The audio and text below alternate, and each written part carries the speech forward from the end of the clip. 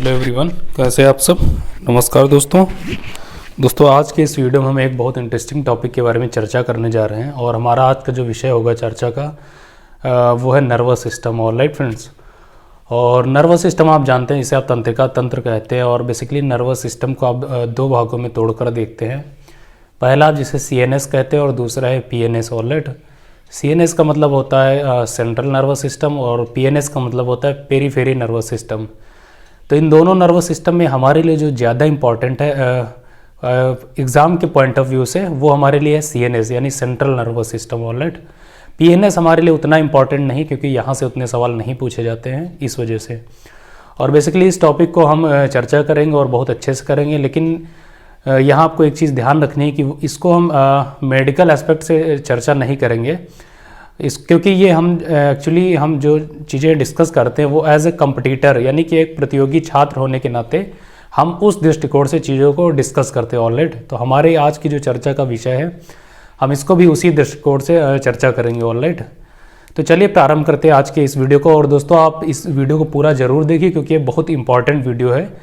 और है तो इसे ये बायोलॉजी का टॉपिक, कुछ लोग इसे बायोलॉजी में पढ़ते हैं, कुछ लोग इसे साइंस का टॉपिक मानते हैं, लेकिन मैं इसे लाइफ साइंस का टॉपिक मानता हूँ। ऑलराइट, क्योंकि ये एक ऐसा टॉपिक है जिसे ये उम्मीद की जाती है एक गंभीर प्रतियोगी छात्र से कि वो इन चीज़ों के बारे में जानता हो, क्योंकि ये डे टू डे लाइफ से ये सारी चीज़ें रिलेट करती हैं। ऑलराइट, तो इसको आप लाइफ साइंस मान के चलिए और उसका एक इम्पॉर्टेंट टॉपिक मान के चलिए। तो चलिए डिस्कस करते हैं अपने आज के इस वीडियो को। ऑलराइट, और आप पूरा वीडियो जरूर देखिए, आपको बहुत मज़ा आएगा और बहुत उपयोगी लगेगा एटलीस्ट लास्ट तक। ऑलराइट, तो चलिए डिस्कस करते हैं। ह्यूमन ब्रेन, हमने बताया कि नर्वस सिस्टम जिसे आप तंत्रिका तंत्र कहते हैं, और बेसिकली ह्यूमन ब्रेन CNS की बात की जाए, सेंट्रल नर्वस सिस्टम, तो ये दो चीज़ों से मिलकर बना होता है। पहला उसका जो इम्पोर्टेंट कंपोनेंट वो है आपका ह्यूमन ब्रेन, और दूसरा जो है वो होता है स्पाइनल कॉर्ड। ऑलराइट, दोनों बहुत इंपॉर्टेंट होती हैं किसी भी ह्यूमन बॉडी में। कुछ भी हो जाए लेकिन इन दोनों चीज़ों में समस्या नहीं उत्पन्न होनी चाहिए। पहला है ह्यूमन ब्रेन और दूसरा स्पाइनल कॉर्ड। ऑलराइट, क्योंकि यही आप देखेंगे कि पूरे शरीर के, आप कह सकते हैं कि मेन लिम्ब या मेन ऑर्गन यही है बस आपका नर्वस सिस्टम आपकी बॉडी का। ऑलराइट, सारी चीज़ें यहीं से रेगुलेट होती हैं। तो ह्यूमन ब्रेन आप जानते हैं बेसिकली इसको तीन भागों में कैटेगराइज किया गया है, क्योंकि ह्यूमन ब्रेन के तीन पार्ट हैं। पहला है फोर ब्रेन, ये दिस वन फोर ब्रेन जिसे आप अग्र मस्तिष्क कहते हैं। दूसरा मिड ब्रेन। दोस्तों इसमें आप ये हिंदी इंग्लिश वाला इशू मत लाइएगा, क्योंकि जो लाइफ साइंस के टॉपिक होते हैं ना, इसको बेहतर होगा कि अगर आपको कोई असुविधा ना हो तो आप इंग्लिश में ही पढ़ें, क्योंकि हिंदी की जो इसकी टर्मिनोलॉजी होती है वो बहुत टफ होती है। अगर हिंदी में ये चीज़ें आपको बताई जाएँ तो उतना समझ में नहीं आएगी, आप उलझ जाएंगे। इसी वजह से आपको इंग्लिश में ही करना बेटर रहेगा आपके लिए। ऑलराइट, हमने बताया इसके तीन भाग हैं ह्यूमन ब्रेन के। पहला है फोर ब्रेन, दूसरा है मिड ब्रेन और तीसरा इसका हिंड ब्रेन, यानी कि जो सबसे लास्ट इसका सबसे पीछे का भाग होता है उसको आप हिंड ब्रेन कहते हो, और बीच वाले को आप मिड ब्रेन कहते हो, और सबसे आगे का जो भाग होता है उसको आप फोर ब्रेन कहते हो। ऑलराइट, और एक बेसिक फैक्ट जो कई बार पूछ लिया जाता है, इसको आप एक टिट बिट मान सकते हैं कि वो ये कि जो पूछ लिया जाता है ह्यूमन ब्रेन का बेसिकली वेट कितना होता है, तो आप देखेंगे 1400 ग्राम, ये अप्रोक्सीमेटली है। ऑलराइट, कहीं कहीं आपको 1336 ऐसे चीज़ें। और मेल्स में देखेंगे ज़्यादा होता है इसका वेट और फीमेल्स में कंपैरेटिवली थोड़ा कम होता है। ऑलराइट, लेकिन ऑन एन एवरेज यही होता है 1400 ग्राम। आगे बात कर लेते हैं। तो फोर ब्रेन जो है आपका दो भागों में डिवाइड है। पहला है सेरिब्रम और दूसरा है डाईएन्सेफेलम। दोनों में आप देखेंगे फोर ब्रेन में जो सबसे ज़्यादा इंपॉर्टेंट है, आप ये नहीं कह सकते कि सेरिब्रम ज़्यादा इंपॉर्टेंट ये कम, क्योंकि दोनों की अलग अलग विशेषताएं इस वजह से। ऑलराइट, सेरिब्रम जानते हैं कि basically it is largest part of the brain, यानी ब्रेन का सबसे जो लार्जेस्ट पार्ट होता है वो आपका सेरिब्रम ही होता है। ऑलराइट, तो सबसे पहला इंपॉर्टेंट फैक्ट यही आपको ध्यान रखना होगा।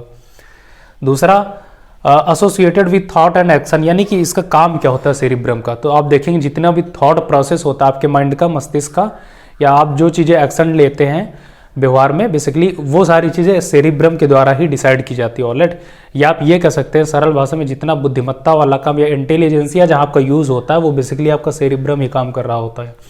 ऑलराइट, तो अगर आपका ये काम पूछा जाए इसका क्या होता है तो आप ये बताएंगे। फिर सेरिब्रम को चार भागों में डिवाइड किया गया, या आप कह सकते हैं कि इसके चार पार्ट हैं। अगर यहाँ मैं आपको फिगर नहीं प्रोवाइड कर कर पाया हूँ। और अगर आप इसको गूगल पे सर्च करेंगे तो देखेंगे कि सेरिब्रम को उसको 4 भागों में ही आप देखेंगे और उनको लोब्स कहा जाता है। ऑलराइट, तो इसकी 4 इंपॉर्टेंट लोब्स हैं, frontal lobe, parietal lobe, occipital lobe और टेम्पोरल लोब। अगर वनडे एग्जाम है तो उसमें यही पूछ लिया जाएगा सबसे बड़ा पार्ट कौन होता है, या बहुत थोड़ा टफ बनाएंगे तो इसका काम पूछ लेंगे। ऑलराइट, लेकिन पीसीएस के एग्जाम्स में आप देखेंगे कि आपको वहां से इतना इजी नहीं पूछता है, वो ये दे दिया जाएगा frontal lobe, parietal lobe, occipital lobe और टेम्पोरल लोब। इनके सामने काम लिखे होंगे, इनकी एक्शंस, इनका काम क्या होता है, फिर आपको मैच करना होता है। तो इस वजह से ये इंपॉर्टेंट है, जानना आपको जानना चाहिए। ऑलराइट, देख लेते हैं जो फ्रंटल लोब है। बेसिकली फ्रंटल लोब का काम होता है रीजनिंग एंड रिकॉग्निशन, यानी कि जो भी आप तर्क वाली चीजें आप करते हैं, तर्क वितर्क, और जो कुछ भी आप रिकॉग्नाइज करते हैं उसमें आपका ये जो फ्रंटल लोब होती है सेरिब्रम की, वो काम कर रही होती है। ऑलराइट, फिर है दूसरी पैराइटल लोब। तो ये क्या करती है, मूवमेंट, आपके बॉडी में मूवमेंट जो होता है आप देखेंगे स्पॉन्टेनियसली होता है, उसमें आपकी ये पैराइटल लोब काम कर रही होती है। ऑलराइट, फिर थर्ड है आपकी ऑक्सीपिटल लोब, और ये आपकी विजुअल प्रोसेसिंग में काम करती है, विजुअल में, यानी कि दृष्टि के लिए आपकी यही इंपॉर्टेंट है ऑक्सीपिटल लोब। लास्ट इसकी टेम्पोरल लोब, ये आपकी auditory stimuli and memory and speech, यानी कि जितना भी हियरिंग वाला काम होता है, या आप कह सकते हैं कि स्पीच हो गई। ऑलराइट, इन सारी चीज़ों के लिए आपकी कौन सी लोब इंपॉर्टेंट है, रिस्पॉन्सिबल होती है, तो वो आपकी टेम्पोरल लोब। तो ये मामला इतना हो गया आपका सेरिब्रम का। ऑलराइट, अब हम आते हैं इसके दूसरे पार्ट में जो है आपका डायएन्सेफलन। और फिर ये डायएन्सेफलन जो है इसको 2 भागों में तोड़ा गया है, पहला है थैलेमस और दूसरा है हाइपोथैलेमस। तो कई बार ये भी पूछ लिया जाता है कि हाइपोथैलेमस किसका पार्ट है, तो आप बताएंगे फोर ब्रेन का। ऑलराइट, अगर वहां पे ऑप्शन फोर ब्रेन ना दिया हो कि ये डायएन्सेफलन है तो आप ये बताएंगे डायएन्सेफलम। थैलेमस के बारे में पूछ लिया जाता है कि किसका पार्ट है, तो आप ये चीजें ध्यान रखेंगे। अब इनका जो इंपॉर्टेंट वर्क है वो हम देख लेते हैं। थैलेमस बेसिकली आप जानते हैं acts as processing and integrating relay centre, यानी कि आपकी बॉडी में जो नर्वस सिस्टम है बेसिकली उसके लिए एक रिले सेंटर के रूप में काम करता है। ऑलराइट, फिर है आपका हाइपोथैलेमस, ये बहुत इंपॉर्टेंट है। हाइपोथैलेमस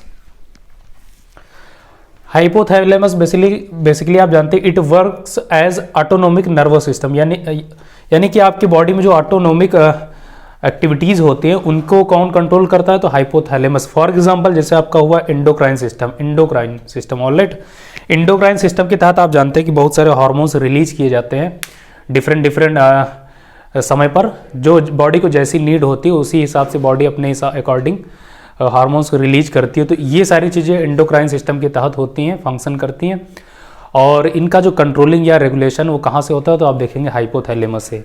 तो ये एक मामला हो गया आपका डायएन्सेफलन वाला। ऑलराइट, अब हम आते हैं मिड ब्रेन। मिड ब्रेन के 2 पार्ट हैं, एक है टैक्टम, दिस वन टैक्टम, और दूसरा इसका टैगमेंटम। ये उतना इंपॉर्टेंट नहीं है कि इसके काम देखे जाएं क्या होते हैं बेसिकली, लेकिन ये पूछ लिया जाता है कि टैक्टम आपकी बॉडी में कहाँ पाया जाता है, तो आप बताएंगे कि ह्यूमन ब्रेन में। ऑलराइट, अगर ये पूछा जाए कि मान लो और उसको कैटेगराइज करके पूछा जाए कि hind brain, mid brain, fore brain, तो आप बताएंगे मिड ब्रेन। ऐसे ही आपको ये दोनों चीज़ें जाननी चाहिए बस। टैक्टम भी आप देखेंगे इसमें विजुअल प्रोसेसिंग में इसका भी यही मेन काम होता है, बाकी ये उतना इंपॉर्टेंट नहीं है। जो हमारे लिए सबसे ज़्यादा इंपॉर्टेंट हमने बताया कि फोर ब्रेन, उसके बाद आपका हिंड ब्रेन भी बहुत इंपॉर्टेंट है। और हिंड ब्रेन आप जानते हैं इसको 3 भागों में देखा जाता है, यानी कि इसके 3 मेजर पार्ट हैं। पहला आपका पोन्स, या कई बार इसे कुछ लोग पोन्स वरोली के नाम से भी जानते हैं। दूसरा आपका मेडुला ऑब्लोगेंटा, और लास्ट एक का सेरिबेलम बेसिकली आप जानते हैं कि जो 3 पार्ट है, पहले इनके हम एक फंक्शनिंग देख लेते हैं। जो पोन्स वरोली है, ये आप देखेंगे आपकी बॉडी में जो स्लीप साइकिल, आप कह सकते हैं कि स्लीप जो पैटर्न होता है वो किसके द्वारा रेगुलेट किया जाता है, तो पोन्स वरोली के द्वारा। तो ये एक इंपॉर्टेंट इसका फंक्शन हो। दूसरा प्लस रेट ऑफ रेस्पायरेशन, यानी श्वसन दर जो होती है आपके शरीर में, उसके लिए भी कौन इंपॉर्टेंट है या रिस्पॉन्सिबल है, जिम्मेदार है, तो आपकी बताएंगे पोन्स वरोली। ऑलराइट, बाकी ये भी पूछ लिया जाता है कि पोन्स वरोली की जो कहाँ पर ये पाई जाती है, तो आप बताएंगे कि मेडुला ऑब्लोगेंटा प्लस मिड ब्रेन के बीच में। ऑलराइट, ये आप कह सकते हैं कि टैगमेंटम या मेडुला ऑब्लोगेंटा के बीच में इसकी स्थिति होती है, अवस्थिति। ऑलराइट, तो ये चीज़ें आपको ध्यान रखनी है रिलेटेड टू पोन्स वरोली। अब हम आते हैं मेडुला ऑब्लोगेंटा, ये बहुत इंपॉर्टेंट है।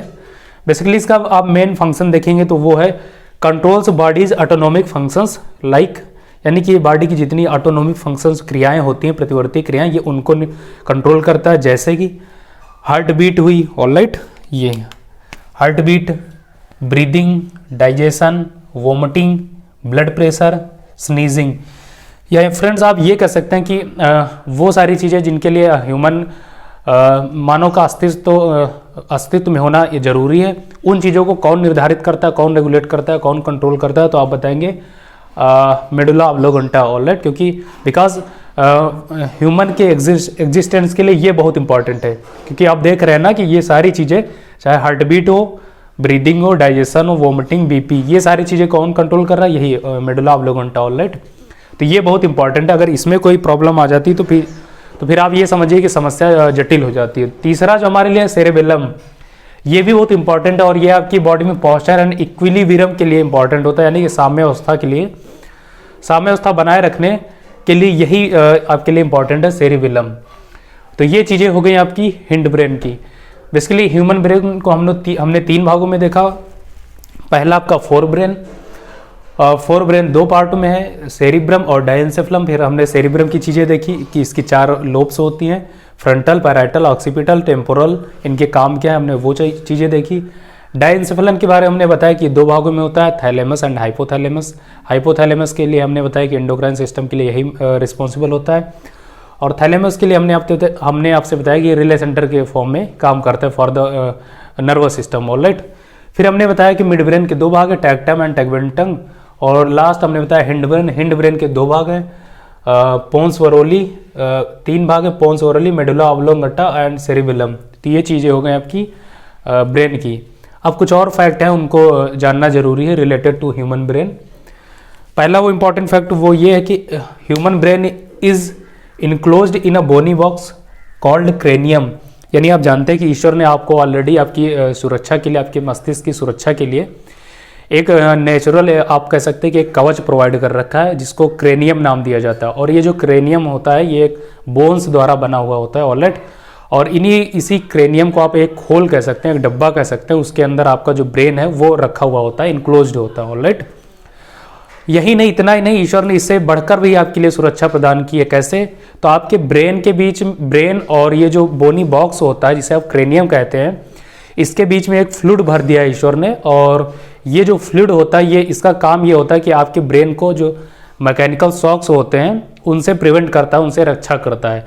अगर ये फ्लूइड ना हो तो आपके ब्रेन में मैकेनिकल शॉक्स वेरी इजीली हो सकते हैं, और जिससे आप देखेंगे कि आपके गंभीर रूप से आप चोटिल भी हो सकते हैं। और ब्रेन हैमरेज वाली समस्याएं तभी होती है जब एक्चुअली मैकेनिकल शॉक्स लगते हैं, ये चीज़ें।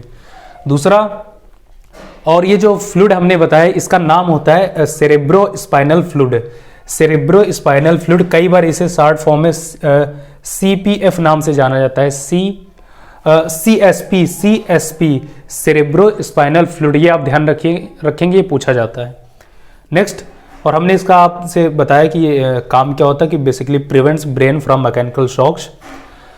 थर्ड एक इंपॉर्टेंट फैक्ट है कि unit of nervous system that is neurons. Basically आप जानते हैं, ये पूछा जाता है, इंपॉर्टेंट फैक्ट है कि नर्वस सिस्टम की यूनिट इकाई क्या होती है, तो आप बताएंगे न्यूरॉन। या आप ये कह सकते हैं कि न्यूरॉन्स के द्वारा ही बन के आपका जो पूरा का पूरा ब्रेन है वो बनता है मिलकर, ऑलराइट। और बेसिकली आप देखेंगे इसमें 70 to 80 बिलियन न्यूरॉन्स होती है आपके ब्रेन में, ऑलराइट। तो आप देख रहे हैं इनकी संख्या, तो ये बहुत इंपॉर्टेंट है। ये एक अप्रॉक्सीमेटली इनकी संख्या बताई जाती है। इसमें अभी तक साइंटिस्ट इसमें एक्चुअल इनकी नंबर नहीं डिफाइन कर पाए, ये अनुमानित है, ऑलराइट। फिर एक और इंपॉर्टेंट फैक्ट है, that is internal carotid arteries. ये इंपॉर्टेंट फैक्ट है, आप ध्यान रखेंगे दिस वन।